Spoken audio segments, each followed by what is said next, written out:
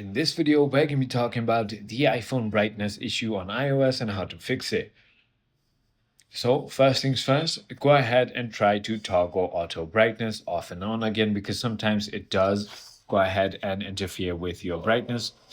So simply go ahead and head into settings, into accessibility, and simply look for display and text size. And this is where you want to simply go ahead and turn off the auto brightness right over here. Just turn on and turn it off just so it gets a fresh restart.